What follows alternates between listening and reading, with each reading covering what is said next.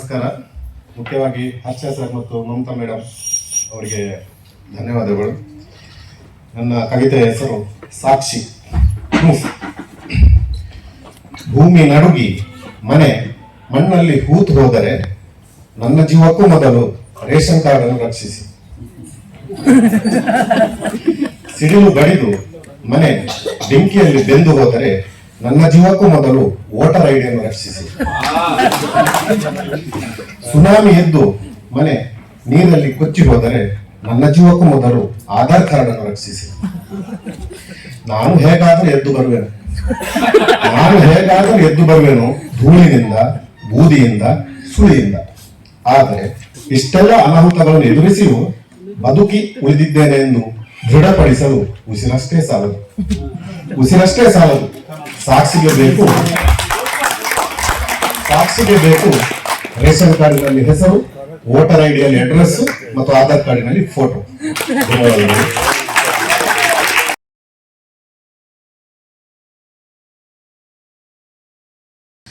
ಇನ್ನೊಂದು, ಕಿತ್ತಳೆ ಹಣ್ಣಿನ ಅಚ್ಚೇದಿನ. ನನ್ನ ಪ್ರೀತಿಯ ದೇಶವಾಸಿಗಳೇ ಕೇಳಿ. ಈ ಕ್ಷಣದಿಂದ ನಿಮ್ಮಿಚ್ಛೆಯಂತೆ ಸುಳಿಯುವಂತಿಲ್ಲ ಕಿತ್ತಳೆ ಹಣ್ಣನ್ನು, ಅದಕ್ಕೂ ವಿಧಿಸಲಾಗುವುದು ಹೊಸ ಕಾನೂನು. ಸಿಪ್ಪೆ ಕೀಳಲು ಉಗುರು ಬಳಸಿದರೆ ಕೈಗೆ ಬೇಡಿ ಎಚ್ಚರ. ಚೂರಿ ಗೀರಿಯಿಂದ ಗಾಯಗೊಳಿಸದರಂತೂ ಹರಿಸಬೇಕಾದೀತು ನೆತ್ತರ. ಸುಲಿಯಲೇಬೇಕಾದಲ್ಲಿ ಕಿತ್ತಳೆಯನ್ನು ಭಕ್ತಿಯಿಂದ ಮಂತ್ರವನ್ನು ಉಚ್ಚರಿಸಿ ಮಡಿವಂತ ಬೆರಳುಗಳಿಂದ ಮೆಲ್ಲನೆ ಸವರಿ ಆಮೇಲೆ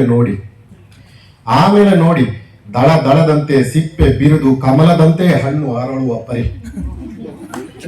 ದೈವವಿತ್ತ ಬಣ್ಣವಿ ಕಿತ್ತಳೆಗೆ ಜಗಿಯಲು ನಿಷೇಧಿಸಿದೆ ಹಣ್ಣೆಸಳನ್ನು, ಚೀಪಿಯೇ ಹೀರಬೇಕು ರಸ. ಸಿಪ್ಪೆ ಬೀಜವನ್ನು ಎಲ್ಲೆಂದರಲ್ಲಿ ಬಿಸಾಡಬಾರದು, ಕರೆಯಬಾರದನ್ನು ಕಸ, ಪರಿಗಣಿಸಬೇಕು ಪವಿತ್ರ ಶೇಷ. ಅವನ್ನು ಬೆಳದಿಂಗಳಲ್ಲಿ ಒಣಗಿಸಿ ಕುಟ್ಟಿ ಹುಡಿ ಮಾಡಿ ಗೋಮೂತ್ರದೊಂದಿಗೆ ಇಷ್ಟಿಷ್ಟೇ ಸೇವಿಸಿದರೆ ಹೊಟ್ಟೆ ನಿರ್ಮಲ. ಶ್ರದ್ಧಾ ಫಲವಿದು ಕಿತ್ತಳೆ. ಸಪ್ಪೆ ಇರಲಿ ಹುಳಿ ಇರಲಿ ಸಿಹಿಯನ್ನೇ ಹೊಗಳಬೇಕು ಸದಾಕಾಲ. ರುಚಿಯನ್ನು ಟೀಕಿಸಲು ಯಾರಿಗೂ ಇಲ್ಲ ಅಧಿಕಾರ. ನನ್ನ ಪ್ರೀತಿಯ ದೇಶವಾಸಿಗಳೇ, ಈ ಮೂಲಕ ಕಿತ್ತಳೆಯನ್ನು ನಾನು ರಾಷ್ಟ್ರೀಯ ಫಲವೆಂದು ಘೋಷಿಸುತ್ತೇನೆ.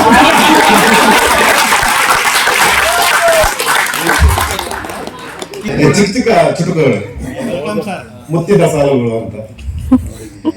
ನಿನ್ನ ಬೆತ್ತಲೆ ಬೆನ್ನ ಮೇಲೆ ನನ್ನ ತುಟಿಗಳು ಏನನ್ನೂ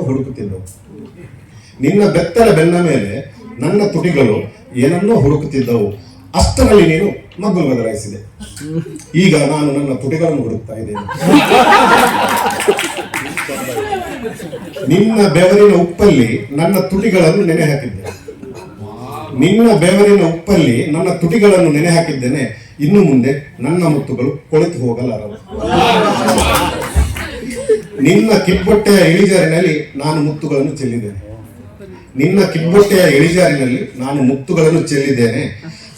ಕೈಗಳಿಗೆ ಸಿಗದ ನಿಧಿಯದು ತುಟಿಗಳೆಂದಲೇ ಹೆಕ್ಕಬೇಕು. ಕೊನೆಯದು,